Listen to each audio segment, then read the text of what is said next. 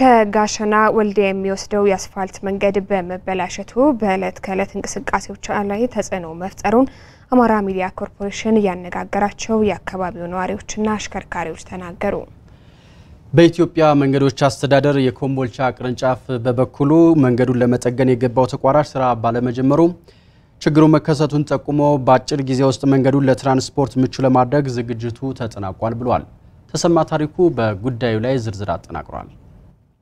እነዚህ የምትመለከቷቸው ከባድ ተሳቢ የጭነት ተሽከርካሪዎች ከጎረቤት ሀገር ጅቡቲ ነዳጅ ቀርተው ወደ ተለያዩ ሀገራችን ክፍሎች የሚያመላልሱበት መሰረታዊ መንገድ ነው። ከባህር ዳር ወልዲያ የሚወስደው የአስፋልት መንገድ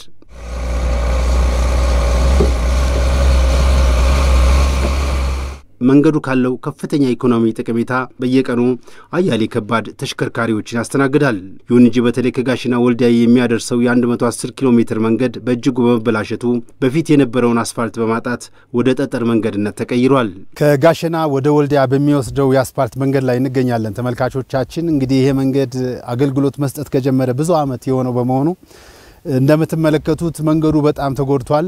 የተቆረጠ ቦታ ይበዛዋል። የመንገዱ መበላሸት በተለይ ደግሞ እለት ተለት ለሚመላለሱት የከባድ መኪና ሾፌሮች ፈተና ሆኖባቸዋል። በጣም ከባድ መንገድ ነው። ኪሎ ሜትሩ አጭር ነው፣ ግን በቃ ፒስታው የረግረግነት መንገዱ ረግረግ ስለሆነ ይሁን ግን በአልፎ አልፎ ደግሞ አስፋልት አለው። በጣም አስቸጋሪ መንገድ ነው። እንደርሳለን ብለን እንሮጣለን፣ ባሊስተራ እንሰብራለን። በሰላም የሚገባ መኪና የለም። ብቻ በአጠቃላይ አሁን ስፔር ፓርት የሚባለው እንግዲህ አሁን እንደምታዩ ዘመን በፊት 3000 የነበረ አሁን 10000 15000 ነው የሚገዛው እና ከባለ ንብረቶች ጋርም ራሱ ይሄን አሰሩልን ምናምን በማለት እኛም ራሱ ዝግ ውስጥ እየገባን ነው። የዚህ መንገድ ጠቀሜታ ዘርፈ ብዙ ሆኖ ያለ የአስፋልት ስራው የሰሜን ወሎ ዞን መቀመጫ በሆነችው ወልዲያ ለመተግበሩ ደግሞ በጤናቸው ላይ ችግር ከማምጣት ባሻገር በከተማው የልማት እንቅስቃሴ ላይ ጥላውን አጥልቷል። አቧራው በጣም ካቅም በላይ ነው። ችግሩ ከጊዜ ወደ ጊዜ እየሰፋ ነው እና ምግብ ሰርተን እንዳቀረብነ አቧራ ይሞላበታል። አቧራ እንደገና ምግብ ተከስተመሪ ተጓጎላል። ያን አቧራ ይሞላበት ምግብ አልበላም ይላል። በዚህ እንከስራለን። ቤት እንደገና አሁን አጽድተን አሁን በቃ በቀን ከ10 ጊዜ በላይ እናጸዳለን። እንዳጠቃላይ ከጋሸና ወልዲያ ያለው መንገድ እጅግ በጣም ይፈራረሰ ነው። መንገደኞች አይመርጡትም እንዳማ ይግድ ካልሆነ በቀር እሱ በጣም አስቸጋሪ መንገድ ነው። እንደውም ሌላ አማራጭ ቢያገኙ በሌላ አማራጭ መሄድ ይፈልጋሉ። እሱ የዘገየ ጉዳይ ነው። ለነዋሪውም ይያዋራው በቃ አፍንጫችን እንደዚህ እንትን ይያለ ሳይነስ ነገር ለጤና ከፍተኛ ችግር እየፈጠረ ነው ያለው። በመንገዱ አለመሰራት ምክንያት እየደረሰ ያለው ጉዳት ከግምት ውስጥ በማስገባት ችግሩ ይፈታልን ብለዋል ነዋሪዎቹ። አይቶ ታስተውሎ እንደው ለመንገዱ መፍትሄ ቢሰጥ ወይ ደግሞ አውራ ጎዳናዎች እንደው እዚሁ ጋር ሆነው እለት ተለት እንደው የሚጎዳው መንገድ ቢያንስ እንደው ቢጠግኑት ከተማ አገልግሎቱም የአካባቢ ህብረተሰብም ተባብሮ መንግስት ከጎናችን ቆሞ ባስቸኳይ ይሰራልን። ካቅም በላይ ተቸግረናል። የሰሜን ወሎ ዞን መንገድ መምሪያ ከዚህ መንገድ ጋር በተያያዘ ያለው ኃላፊነት የማስተባበር በመሆኑ የአስፋልት መንገዱን የአማራ መንገዶች ባለስልጣን የጥገና ስራ ለማከናወን ውል ወስዶ ወደ ስራ ለመግባት ወደ አካባቢው ማሽኖችን የማስገባት ስራ የሰራ ቢሆንም ለስራው የዋጋ ማስተካከያ ካልተደረገ በሚል ስራውን ሊያቋርጥ ችሏል ነው ያሉት የመምሪያው ኃላፊ አቶ ግርማ ብርሃኔ። ያው አሁን ባለው የዋጋ ሁኔታ ማሻሻያ እንዲደረግለት ጠይቋል ተደጋጋሚ የአማራ መንገድ ስራዎች ድርጅት ማለት ነው።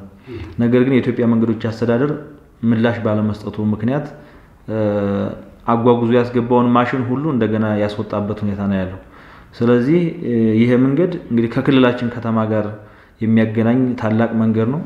የዞናችንም ህዝብ የክልላችንም ህዝብ እንዲሁም የሀገሪቱ አውራ መንገድ ነው ብሎ መውሰድ ይቻላል። ሆኖም ግን ይሄ መንገድ በወቅቱ ምላሽ ባለመስጠቱ ምክንያት አስፈላጊውን መሟላት ያለባቸው ቅድመ ሁኔታዎች ተሟልተው ወደ ስራ እንዲገባ ከማድረግ አኳያ መሰረታዊ የሆኑ ጉድለቶች አሉ ብለን ነው የምናስበው። ጉዳዩን አስመልክተን በፌደራል መንገዶች አስተዳደር ኮምቦልቻ መንገድ ኔትወርክና የሲቪል ማኔጅመንት ዳይሬክተር ከሆኑት ወይዘሮ ቃል ኪዳን ተሾመ ጋር ባደረግነው የስልክ ቆይታ ከጋሸና ወልዲያ ያለውን የአስፋልት መንገድ በጥገና በተመለከተ ከሰሜኑ ጦርነት በፊት በጥሩ ሁኔታ ሲከናወን የነበረ ሲሆን አሁን የተቋረጠው ከጦርነቱ በኋላ በደረሰ ከፍተኛ ውድመት ነው ብለዋል። በሰሜኑ ክፍል በተከሰተው ጦርነት ምክንያት ከፍተኛ የሆነ ዘረፋና ውድመት ደርሶበታል። ኮንትራክተሩ ነው ስራውን መቀጠል አልቻለም። በዛ ምክንያት ነው ፕሮጀክቱ ሊቋረጥ የቻለው። ስለዚህ ጊዜያዊ መፍትሄ ለመስጠት ያክል ፐርማነንት ስራውን መስራት ባይችልም የድንገተኛ ጥገና ስራ እንዲሰራ ስናደርግ ቆይተናል እስካሁን። የመንገዱን ችግር በዘላቂነት መፍታት የሚቻለው ውል የገባውን ኮንትራክተር ወደ ስራ በመመለስ ነው ያሉት ዳይሬክተሯ በቀጣይ ከ10 ቀን በኋላ የጥገና ስራው ይጀመራል ብለዋል።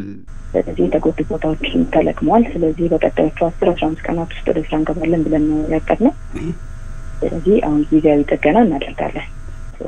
ፐርማነንት ሶሉሽን እስከሚያገኝና ኮንትራክተሩ ወደ ስራ እስከሚገባ ድረስ ኢራ በራስ ኃይል ጥገና ማከናወናል ማለት ነው።